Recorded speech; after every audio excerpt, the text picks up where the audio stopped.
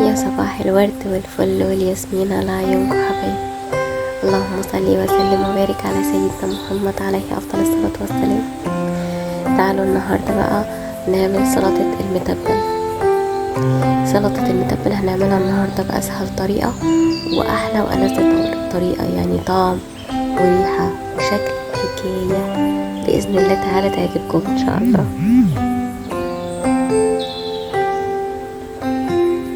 احنا هنعمل الأسبوع ده بإذن الله تعالى كل يوم نوع سلطة مختلف كلها بالبتنجان، وإن شاء الله تعالى تعجبكم.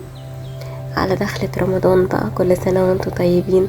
بنحتاج السلطات كتير، بالذات سلطات البابا غنوج والمتبل. بنحتاج البتنجان معانا جدا جدا في السلطات لانه قد ايه مغذي، وكمان بيتعمل منه سلطات كتير حلوة. هنعمل بقى يعني سلطة النهاردة، سلطة المتبل هنعملها زي المطاعم بالظبط. يلا مع بعض. اول حاجة حبايبي هنجيب بتنجانة. انا هعمل بتنجانتين. اوكي، هناخد البتنجانية زي ما هي بعد ما غسلناها ونشفناها كويس، هنعمل فيها اخرام بسيطة كده بالسكينة، وهنحطها على العين بتاعة البوتاجاز من فوق. انا هعمل هنا 2 حبات بتنجان، فحطه كل واحدة على عين من النار، وبنقلبها من حين لاخر كل ما نحس ان هي استوت. لازم تمسكيها كده تحسي ان هي من جوه بقت طرية، ما تستنيش عليها كتير، هي بس تحس ان هي طريت من جوه كده خلاص.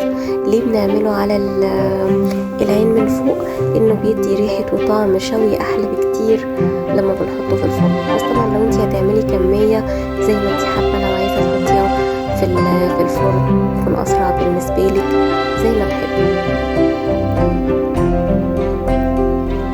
انا بقى عن نفسي بفضل ان انا اعمله على العين بتاعه البوتاجاز. بعد كده هنجيب 2 حبه طماطم، وهنقطع كل واحدة نصين، وهنقطعها. أنا عندي المكنة اليدوية دي، نقطعها اليدوية دي، وهنقطع فيها أحسن من أي حاجة تانية لأن بتديني القوام اللي هو رفيع صغير خالص اللي أنا عايزاه. فقطعت لي الطماطم مكعبات صغيرة جدا، وهحط برضو فيها مكعبات الفلفل، شرايح الفلفل الرومي عشان يعملي برضو مكعبات صغيرة بنفس الحجم. فبقى انا كده يعني حصلت على المكونات بتاعتي، الخضر بتاعي كله بنفس الحجم ونفس الشكل، المكعبات الصغيرة. عندي هنا نص فلفلاية رومي احمر، ونص اصفر، ونص اخضر، قطعت مكعبات بالشكل ده.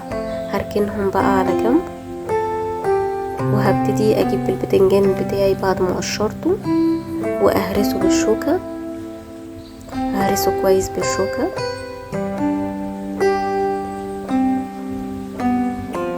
طبعا هيقابلنا شوية قشور بسيطة كده لو ما قشرناهاش كلها يعني، وظهر معانا شوية قشور بسيطة كده من القشرة بتاعت البتنجان، هنشيلها.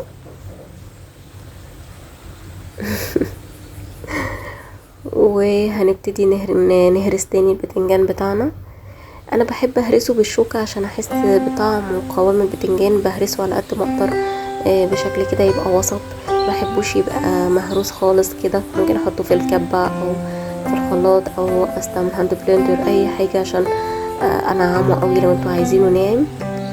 بس انا بفضل عن نفسي ان هو يبقى بالشوكة عشان احس بالقوام بتاع البتنجان اكتر، ما يبقاش ناعم زيادة عن اللزوم وسايل. بعد كده هحط حوالي من 2 ل3 معالق كبار طحينة. اوكي، بعد كده هعصر عليه ليمونة، هنحط عصير ليمونة. لو الليمونة الكبيرة، انا عندي هنا متوفر ليمونة كبيرة فانا هحط عصير ليمونة كبيرة. لو عندك الليمون الصغير هو المتوفر في البيت هيبقى ليمونتين. هنشيل منهم البذر، طبعا انا بشيل البذرة على جنب. بعد كده نبتدي بقى نعصرها. انتوا صحابي بقى وحبايبي، فبحب اعمل معاكم كل حاجة خطوات مع بعض.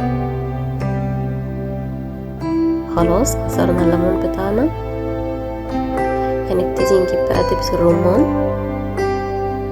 وهنحط حوالي 2 معلقة كبار دبس الرمان، وهنحط حوالي 1 معلقة صغيرة ملح. وهنبتدي بقى نقلب ونهرس الخليط بتاعنا كده، السلطة بتاعتنا كلها على بعضها. بالشكل ده.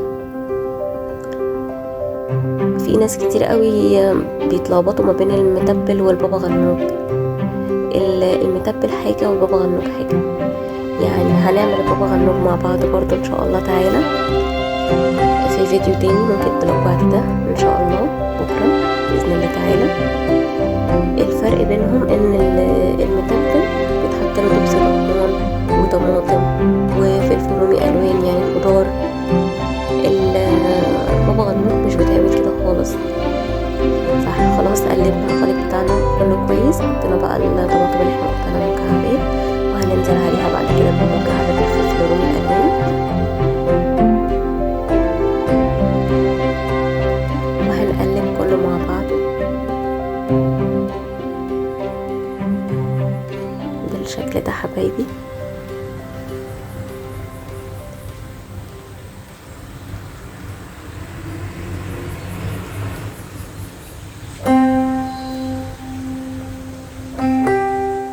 عايزه اقول لكم ان طعمها بجد يجنن، يعني حتى وانا واقفه كده بدوق فيها فهي طعمها حلو جدا جدا ما شاء الله يعني. وهنبتدي بقى كده نصبها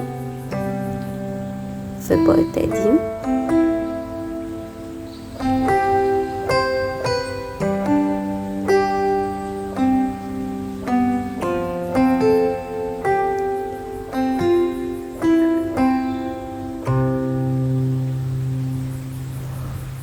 انا حطيتها على طبقين صغيرين بتوع سلطة،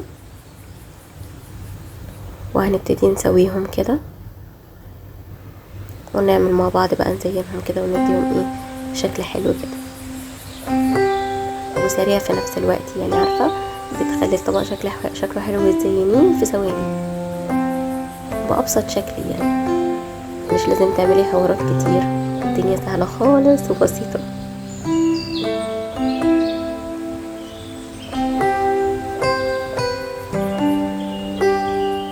ان شاء الله تعالى تجربوه ويعجبكم وتدعوا لي بقى اذا عجبكم باذن الله. بألف هنا وشفا. باي باي.